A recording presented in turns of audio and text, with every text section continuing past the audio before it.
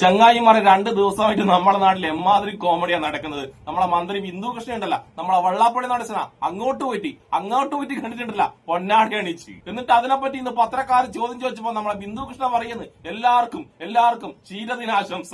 എന്താ രസം ആ ഡയലോഗ് അടിച്ചിട്ട്, അതൊരു മാസ് ഡയലോഗാന്ന് പറഞ്ഞിട്ട് നമ്മളെ ബിന്ദു കൃഷ്ണ ഉണ്ടല്ല ഒരൊറ്റ മുങ്ങില്, ഒന്നൊന്നര മുങ്ങില്. അതിനുശേഷം അടുത്ത കോമഡി എന്താണെന്നറിയാം. ആ കോമഡി എത്ര ആൾക്കാർ അറിഞ്ഞെന്നറിയില്ല. നമ്മൾ ആഭ്യന്തരമന്ത്രി രമേശ് ചെന്നിത്തല ഉണ്ടല്ല, നമ്മളെ വെള്ളാപ്പള്ളി നടച്ചന മോനില്ലേ തുഷാർ വെള്ളാപ്പള്ളിനെയും അങ്ങോട്ട് പോയിട്ട് വീട്ടിൽ പോയി കണ്ടിട്ട് പൊന്നാട മാത്രമല്ല പൂച്ചെണ്ടുകൾ പോലും നൽകി. ഈ തുഷാർ വെള്ളാപ്പള്ളി ഉണ്ടല്ല ബിജെപിന്റെ ഒരു സഖ്യകക്ഷിന്റെ നേതാവാണ്. അതും കൂടി നിങ്ങൾ ആലോചിക്കണം. ഇതൊക്കെ കണ്ട് ഞാൻ ഇങ്ങനെ ഇരിക്കുമ്പോഴുള്ള ഒരു കോൺഗ്രസ് പ്രവർത്തനം ഉണ്ടല്ല, ഇവർക്കെതിരെ ശക്തമായി ആഞ്ഞടിച്ചുകൊണ്ടൊരു വീഡിയോ ഇട്ടത് ഞാൻ കണ്ടു. അത് വേറെ ആരുമല്ല, നമ്മുടെ റഫീഖ് വെളിയമ്പ്രയില്ലേ, റഫീഖ് വെളിയമ്പ്ര രണ്ടെണ്ണത്തിനും വേണ്ടത് കൊടുത്തിട്ടുണ്ട്. എന്തായാലും നമ്മുടെ റഫീഖ് വെളിയമ്പ്ര രണ്ടെണ്ണത്തിനും വയറു നിറയെ കൊടുക്കുന്ന ആ വീഡിയോ ഉണ്ടല്ല, ആ വീഡിയോ ഞാനിവിടെ വെക്കാം.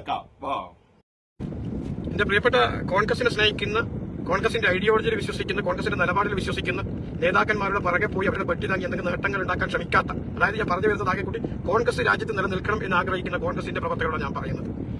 അപ്പൊ ഇപ്പൊ ചില വിവാദങ്ങൾ ഇങ്ങനെ വരുന്നുണ്ട്. ഇന്നലെ നമ്മുടെ വെള്ളാപ്പള്ളി നടേശ്വരനെ ബിന്ദു കൃഷ്ണ പോയി കണ്ട്, അപ്പൊ മുഴുവൻ കോൺഗ്രസിന്റെ UDF വോട്ട് ചെയ്ത പ്രവർത്തകരുടെ പ്രതിഷേധമൊക്കെ സോഷ്യൽ മീഡിയയിൽ ഞാൻ ഇങ്ങനെ കണ്ടുകൊണ്ടിരിക്കുക. അപ്പൊ സ്വാഭാവികമായിട്ട് ഞാൻ വിചാരിച്ചു ആ സ്ത്രീക്ക് വിവരക്കേടിന്റെ ഭാഗമായിട്ട് ഒരുപക്ഷെ പോയി കണ്ടതായിരിക്കും. കാരണം എന്ന് വെച്ചാൽ ബോധവും പൊക്കമുള്ള ഒരാൾക്കും അദ്ദേഹത്തെ പോയി കാണാൻ പറ്റത്തില്ല. കാരണം എന്താ വെച്ചാൽ കോൺഗ്രസിനെ നിശിതമായി വിമർശിച്ച് കോൺഗ്രസിനെ പരാജയപ്പെടുത്താൻ വേണ്ടി ആവനാഴിയിലെ അവസാനത്തെ പ്രയോഗവും പ്രയോഗിച്ച്, എന്നിട്ട് കോൺഗ്രസിന്റെ വിജയത്തിന്റെ റിസൾട്ട് വന്നതിന് ശേഷം കോൺഗ്രസിനെതിരെ പച്ചത്തെറിയൊക്കെ പറഞ്ഞു നടന്ന ഒരു മനുഷ്യന്റെ കാൽ കീഴിൽ പോയി കുമ്പിട്ട് നിൽക്കുന്നതൊക്കെ നമ്മൾ കണ്ടതാണ്. അപ്പൊ ഞാൻ വിവരമായിട്ട് പോയതായിരിക്കും. അത് ആ വിഷയത്തിനകത്ത് ഞാൻ കൂടുതലൊന്നും പറഞ്ഞത് അങ്ങോട്ട് അത് വിട്ട്. പക്ഷെ ഇന്ന് നോക്കുമ്പോൾ കേരളത്തിന്റെ ആഭ്യന്തരമന്ത്രി NDയുടെ ഘടകകക്ഷിയായ അതിന്റെ നേതാവ് തുഷാർ വെള്ളാപ്പള്ളിയെ ഔദ്യോഗിക വാഹനത്തിൽ പോയിട്ട് ആ വീട്ടിൽ പോയി കാണുക. മനസ്സിലാക്കണം നിങ്ങൾ, എങ്ങനെ കോൺഗ്രസിന്റെ രാജ്യത്ത് നിന്ന് ഉന്മൂലനം ചെയ്യാൻ പ്രവർത്തിക്കുന്ന BJPന്റെ ഘടകകക്ഷിയായ ഒരു ഘടകകക്ഷി പാർട്ടിയുടെ നേതാവിന്റെ വീട്ടിൽ ഒരു സ്റ്റേറ്റിന്റെ ആഭ്യന്തരമന്ത്രി, മനസ്സിലാക്കണം നിങ്ങൾ, അങ്ങനെ പോയിട്ട് ഔദ്യോഗിക വാഹനത്തിൽ പോയിട്ട് അദ്ദേഹത്തിന്റെ വീട്ടിൽ പോയി കാണുക. അപ്പൊ ഇതിന്റെ ഉദ്ദേശം എന്താണെന്ന് വെച്ച് കഴിഞ്ഞാൽ അയാൾക്ക് മുഖ്യമന്ത്രി സ്ഥാനം കിട്ടിയിട്ടില്ല. ജനരോഷത്തിന്റെ മുന്നിൽ ACC കടക്കം മുട്ടുമടക്കേണ്ടി വന്ന ഒരു സ്ഥിതിവിശേഷം ഉണ്ടായി, നമ്മളൊക്കെ കണ്ടതാണ്. അപ്പൊ അതിന് പ്രതികാരം തീർക്കാൻ വേണ്ടി പാർട്ടിക്കകത്ത് വിവാദങ്ങൾ ഉണ്ടാക്കാനും സതീശനെതിരെ ഒരു വിവാദം ഉണ്ടാക്കാനും എന്നിട്ട് സതീശനെതിരെ ഒരു പ്രതിഷേധം ആദ്യ കത്തിക്കാനും വേണ്ടിയിട്ടുള്ള ഒരു കരുക്കൾ നീക്കുന്നതാണ് ഈ മനുഷ്യൻ എന്നുള്ള കാര്യത്തിൽ ഒരു തർക്കവും വേണ്ട. കാരണം ഇദ്ദേഹത്തിന്റെ കുറെ കാലം പിറകോട്ട് പോയി കഴിഞ്ഞാൽ തന്നെ നമുക്ക് മനസ്സിലാവും. ഇദ്ദേഹത്തെ എടുത്ത് വളർത്തി രാഷ്ട്രീയ പ്രസ്ഥാനത്തിലേക്ക് കൈപിടിച്ച് കൊണ്ടുവന്ന ലീഡർ കെ കരുണാകരന്റെ വീട്ടിനകത്ത് ഭക്ഷണം കഴിച്ച് പുറത്തോട്ട് വന്നിട്ട് ലീഡർ കെ കരുണാകരനെ പുറകിൽ നിന്ന് കുറ്റ പാരമ്പര്യമുള്ള ഒരാളാണ് ഈ രമേശ് ചെന്നിത്തല. നിങ്ങൾ മനസ്സിലാക്കണം. ഞാൻ ആ മനുഷ്യർക്ക് ഒരുപാട് ബഹുമാനങ്ങളൊക്കെ കൊടുത്തിട്ടുണ്ടായിരുന്നു, ഒരുപാട് സ്നേഹിച്ച അദ്ദേഹത്തിന് വേണ്ടി ഒരുപാട് വാദങ്ങളൊക്കെ എതിരാളികളൊക്കെ തർക്കിക്കൊക്കെ ഉണ്ടായിരുന്നു അദ്ദേഹത്തിന് വേണ്ടി. പക്ഷെ ഇപ്പൊ അതൊക്കെ ഓർത്ത് ലജ്ജിച്ച് തലതാഴ്ത്തുക. കാരണം എന്താണെന്ന് അറിയാം നിങ്ങൾ, എന്ത് കാരണത്തിലാണ് ഇപ്പം അങ്ങോട്ട് പോയിട്ട് അത് കോൺഗ്രസിന്റെ രാജ്യത്ത് നിന്ന് ഉന്മൂലനം ചെയ്യണം എന്ന് പറഞ്ഞ് രാഹുൽ ഗാന്ധിക്കെതിരെ പോലും മത്സരിച്ച ഒരുത്തന്റെ വീട്ടിൽ പോയിട്ട് അങ്ങനെ പോയി കാണേണ്ട എന്ത് രാഷ്ട്രീയ സാഹചര്യം ഇന്ന് കേരളത്തിനകത്തുള്ളത്? അത് പറയാം നിങ്ങൾ. ഈ കേരളത്തിനകത്ത് ഇങ്ങനത്തെ മാത്രം വമ്പിച്ച വിജയം കോൺഗ്രസിനും UDFനും ഉണ്ടാവേണ്ട സാഹചര്യം ഈ അച്ഛനും മകന്റെയും പ്രവർത്തനത്തിന്റെ ഭാഗമായിട്ടല്ലേ ഞങ്ങൾക്ക് ഇത്രയും വലിയ മെജോറിറ്റി കിട്ടിയത്? അല്ലെ? അപ്പൊ അവര് പറഞ്ഞാൽ ഈഴവ കമ്മ്യൂണിറ്റിയിൽപ്പെട്ട ഒരാൾ പോലും അവരെ പിന്തുണക്കുന്നില്ല. അത്രമാത്രം പച്ച വർഗീയതയും പുലഭ്യം പറഞ്ഞ ഒരു രണ്ട് സാധനങ്ങളാ എന്നുള്ള കാര്യം കേരളത്തിനകത്ത് ബോധമുള്ള ജനങ്ങൾക്ക് അറിഞ്ഞൂടെ? അപ്പൊ അതിന്റെ ഭാഗമായിട്ട് കിട്ടിയ വിജയങ്ങളാണ്. അപ്പൊ ആ വിജയത്തെ ഇവർക്ക് മുഖ്യമന്ത്രി സ്ഥാനം കിട്ടാത്തതിന്റെ പേരിൽ ഇദ്ദേഹത്തെ അനുകൂലിക്കുന്ന ഇന്നലെ ഈ പറയുന്ന ഈ ബിന്ദു കൃഷ്ണ പറഞ്ഞേച്ചു. ഇന്ന് അദ്ദേഹം തന്നെ ഡയറക്റ്റ് പോവുക.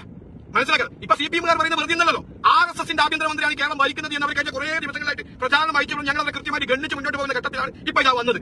ഇപ്പൊ എന്നോടൊക്കെ ഒരുപാട് കമ്മ്യൂണിസ്റ്റുകാർ യോജിക്കുന്നുണ്ട്. ഇപ്പൊ എങ്ങനെയായി ഞങ്ങൾ പറഞ്ഞത്? ഞങ്ങൾക്ക് അത് തള്ളി പറയാൻ പറ്റുമോ? വീഡിയോ അടക്കിയല്ലേ, പുറത്തുള്ള ഡിജിറ്റൽ അടക്കം അല്ലേ? അപ്പൊ എന്ത് രാഷ്ട്രീയ സാഹചര്യം? അപ്പൊ അതുകൊണ്ട് ഞാൻ വളരെ ശ്രദ്ധാപൂർവ്വം തന്നെ ഞാൻ പറയുന്നത്, എന്റെ വോയിസ് കേൾക്കുന്ന ആരെങ്കിലും കേരളത്തിന്റെ CM-ഉമായിട്ടുള്ള ആത്മബന്ധം ഉണ്ടെങ്കിൽ അദ്ദേഹത്തിന് ഒരു സൂചന കൊടുക്കണം, ശ്രദ്ധിച്ച് മുന്നോട്ട് നീങ്ങണം എന്നുള്ള കാര്യം. കാരണം ഈ CPM-നും BJP-നും നമ്മൾ ഭയപ്പെടേണ്ട.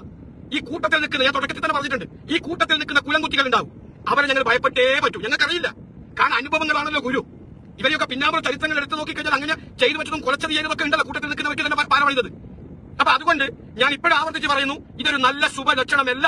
ഈ പോക്ക് മുന്നോട്ട് പോയാൽ കേരളത്തിലെ ജനങ്ങൾ വെറുത്ത രണ്ട് സാധനങ്ങളെ, അതിന്റെ പേരിലുണ്ടായ വിജയങ്ങൾ എന്തിനേറെ പറയുന്നു. ഇപ്പം തന്നെ സ്റ്റേറ്റ്മെന്റ് നടത്തി ഈ പോയ നേതാക്കന്മാർക്ക് SNDP-യുടെ സംരക്ഷണ സമിതിയുടെ ജനറൽ സെക്രട്ടറി തന്നെ കൃത്യമായ കടുത്ത ഭാഷയിൽ ഈ പോയതുമായി ബന്ധപ്പെട്ടിട്ട് അവർ തന്നെ വിമർശനം ഉന്നയിക്കുന്നുണ്ട്. അതുപോലെ തന്നെ ആ യോഗം മുൻ പ്രസിഡന്റായ വിദ്യാസാഗരൊക്കെ പറഞ്ഞു വെച്ചത് അങ്ങനെ തന്നെ ഉണ്ട്. അതും മാത്രമല്ല, ഈ പറയുന്ന ഒരു സമുദായത്തിന്റെ നേതാവെന്ന് പറയുമ്പോഴും അദ്ദേഹത്തിന്റെ പേര് ക്രിമിനൽ കേസടക്കമുണ്ട്. ഇല്ലേ? മറ്റേതെങ്കിലും സമുദായത്തിന്റെ നേതാക്കന്മാർ ഇതുപോലെ ക്രിമിനൽ കേസടക്കപ്പെട്ടവരാണോ? അല്ലെങ്കിൽ ഏതെങ്കിലും വന്യമത വിദ്വേഷങ്ങൾ കാര്യങ്ങളിൽ നാളിൽ പറഞ്ഞിട്ടുണ്ടോ? ഇതൊന്നുമില്ലല്ലോ.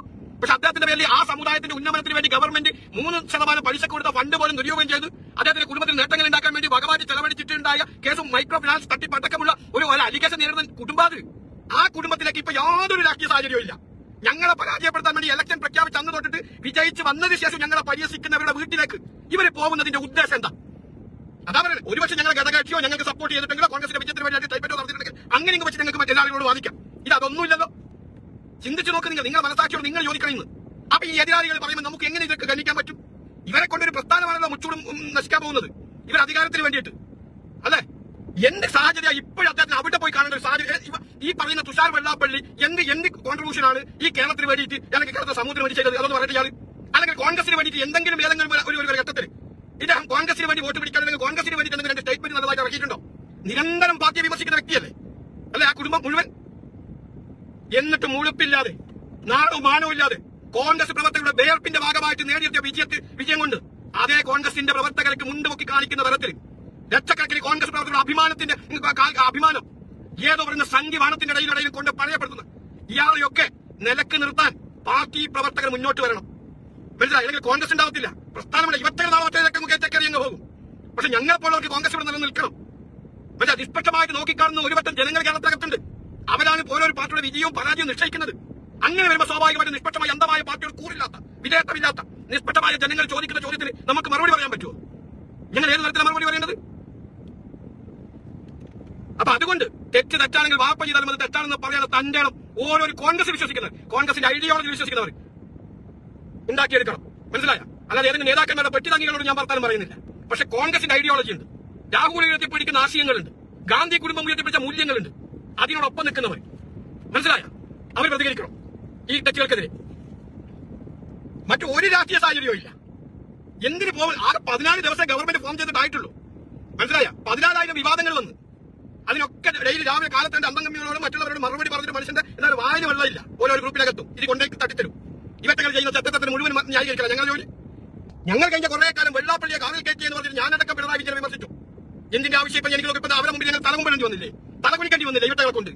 ഇത് ഇവർ വർഗീയത മാത്രമല്ലല്ലോ, ആ സമുദായത്തിന്റെ ഉന്നമനത്തിന് വേണ്ടി കൊടുക്കുന്ന ഗവൺമെന്റ് കൊടുക്കുന്ന ഫണ്ട് പോലും ആ പാവപ്പെട്ടവർക്ക് കൊടുക്കാതെ വകമാറ്റി ചെലവഴിച്ചതിന്റെ പേരിൽ അടക്കം ക്രിമിനൽ കേസും ഈ സെക്രട്ടറി സ്ഥാനത്ത് നിന്ന് രാജ്യത്തിന്റെ പരമോന്നത നീതിപീഠം നീക്കം ചെയ്ത ഒരു വ്യക്തി കൂടിയാ. അത്തരമുള്ള ഒരു കുടുംബത്തിൽ എന്ത് രാഷ്ട്രീയ സാഹചര്യമായിരുന്നു ഇവർ പോകാൻ വേണ്ടി? അത് പറ. പിന്നെ ഇലക്ഷന് മുമ്പേ ഇവരൊക്കെ വലിയ മതനിരപേക്ഷത, ജനാധിപത്യ കേരളത്തിൽ വർഗീയ ശക്തികൾക്ക് ഞങ്ങൾ വാഴാൻ അനുവദിക്കത്തില്ല എന്നൊക്കെ വാഴാടിച്ച് കയറിയിട്ട് പറഞ്ഞ വാക്കിന് വിലയുണ്ടെങ്കിൽ ഞങ്ങളൊക്കെ പറഞ്ഞ തലവെട്ടിപ്പോയാലും അതിലവിടെ ഉറച്ചവിടെ നിൽക്കും. അതാ ഞങ്ങളെയൊക്കെ ഇത് വാക്ക് മാറ്റി പറയത്തില്ല. അത് കിട്ടി പോലും നഷ്ടപ്പെട്ടു പോലും. പക്ഷെ പറഞ്ഞ വാക്കുണ്ട് മനുഷ്യന്റെ, ആ വാക്ക് പാലിക്കണ്ടേ? ഇനി ഇപ്പം വന്നിട്ട് വരും അത് എല്ലാവരെയും കൂട്ടിച്ചേർക്കാൻ വേണ്ടി, എല്ലാവരെയും ചേർത്ത് പിടിക്കാൻ വേണ്ടി. എന്ത് ചേർത്ത് പിടിക്കണം? ചേർത്ത് പിടിക്കേണ്ടവരെ ചേർത്ത് പിടിക്കണം. മനസ്സിലായ? ഞങ്ങളെ പരാജയപ്പെടുത്താൻ വേണ്ടി ഞങ്ങൾക്കെതിരെ അലിഗേഷൻ ഉണ്ടാക്കി കോൺഗ്രസ് പാർട്ടിയെ പൊതുസമൂഹത്തിന്റെ മുമ്പിൽ തുണി ഉഴിഞ്ഞ് പിന്നെ എന്താ പറയുന്നത് നാണം കെടുത്തിയ അവസ്ഥകളൊക്കെ പോയിട്ട് പിന്നെ പറയാം. അത് അങ്ങനെ സമുദായത്തിന്റെ എല്ലാം വേണ്ടാന്ന് ഞങ്ങൾ പറയുന്നില്ല. ഇങ്ങോട്ട് വന്നോട്ടെ, കണ്ടോട്ടെ, അത് മാന്യത. പക്ഷെ അങ്ങോട്ട് ഔദ്യോഗിക വാഹനത്തിൽ അങ്ങോട്ട് പോയി കാണേണ്ട എന്ത് രാഷ്ട്രീയ സാഹചര്യം എപ്പോഴുള്ളതെന്നാണ് എന്റെ ചോദ്യം. പക്ഷെ ഒരു കേരളത്തിന്റെ ഒരു സ്റ്റേറ്റിന്റെ മന്ത്രി ഔദ്യോഗിക വാഹനത്തിൽ ഞങ്ങളെ പരാജയപ്പെടുത്താൻ വേണ്ടിയും ഞങ്ങളെ കുറ്റം പറഞ്ഞ് നടക്കുന്ന ഗാന്ധി കുടുംബത്തിനെ പോലും ഒരു ഉളുപ്പില്ലാതെ ആക്ഷേപിച്ച് നടക്കുന്ന ഒരു വ്യക്തിയെ ഈ പാർട്ടിന്റെ ലെവലിൽ നിന്ന് വിജയിച്ചിട്ട് ഈ പാർട്ടിന്റെ ഔദാര്യത്തിന് മന്ത്രിയായിട്ട് എന്നിട്ട് അങ്ങോട്ട് പോയിട്ട് ഞങ്ങൾ തകർക്കാൻ നടക്കുന്നവന്റെ കാലിനിടയിലേക്ക് പോയിട്ട് സ്വീകരണം ഏറ്റി വാങ്ങാൻ വേണ്ടി ഉളുപ്പെന്ന് പറയുന്ന ഒരു വസ്തുത 3 അക്ഷരം ഇവരൊക്കെ ശരീരത്തിലുണ്ടോ? ഉണ്ടോ? ഉണ്ടെങ്കിൽ ലെവലേശം ബാക്കിയുണ്ടെങ്കിൽ രാജിവെച്ച് പോകണം. മനസ്സിലായി? രാജിവെച്ച് ഇറങ്ങി പോകണം. അല്ലാതെ ലക്ഷക്കണക്കിന് കോൺഗ്രസ് പ്രവർത്തകരുടെ തലനാഴ്ചയുടെ ഒരു ഗതികേടിലേക്ക് വന്നു ഈ 2 ദിവസങ്ങളിലായിട്ട്. മറുപടി എല്ലാ പാവപ്പെട്ട പ്രവർത്തകരും ഇവറ്റകളെ വിജയിപ്പിച്ചാൽ മാത്രം പോരാ, ഇവറ്റകൾ ചെയ്യുന്ന ശബ്ദത്തെത്തിരിപ്പ് ന്യായീകരിക്കേണ്ട ഒരു ഗതികേടിലേക്ക് ഞങ്ങൾ എത്തി 10-12 ദിവസം കൊണ്ട്. അതുകൊണ്ട് പറയുന്നത് ഓക്കെ എല്ലാ പിന്നെ ഇതുപോലെയുള്ള നേതാക്കന്മാർ കാണിക്കുന്ന ചെറ്റത്തരമുണ്ടല്ല എന്തായാലും തന്നെ തുറന്നു പറഞ്ഞ് അവരെ തിരുത്തിയിട്ടില്ലെങ്കിലുണ്ടല്ല CPM-ന്റെ അവസ്ഥയുണ്ടല്ല ആ അവസ്ഥയിലേക്ക് കോൺഗ്രസ് എത്തു. CPM-ന്റെ നേതാക്കന്മാരിലുണ്ടല്ല വെള്ളാപ്പള്ളി വർഗീയത പറഞ്ഞപ്പം അതിനെ എതിർത്തില്ല. അതിനെ എതിർക്കാത്തതുകൊണ്ടാണ് ഇമാതിരി പരാജയമല്ല അവർക്ക് കിട്ടിയത്. അതുകൊണ്ട് ഇനിയെങ്കിലും ഉണ്ടല്ല കോൺഗ്രസിന്റെ നല്ല പ്രവർത്തകരുണ്ടല്ല റഫീഖ് വെളിയമ്പനെ പോലത്തെ നല്ല പ്രവർത്തകർ കോൺഗ്രസിന്റെ നേതാക്കന്മാർ കാണിക്കുന്ന ഇമാതിരി ചെറ്റത്തരുണ്ടല്ല അതിനെ എതിർത്തില്ലെങ്കിൽ 5 വർഷം കഴിഞ്ഞാലുണ്ടല്ല കോൺഗ്രസ് ഇരിക്കുന്ന സ്ഥലത്ത് CPM ഇരിക്കും, CPM ഇരിക്കുന്ന സ്ഥലത്തുണ്ടല്ല കോൺഗ്രസ് ഇരിക്കും.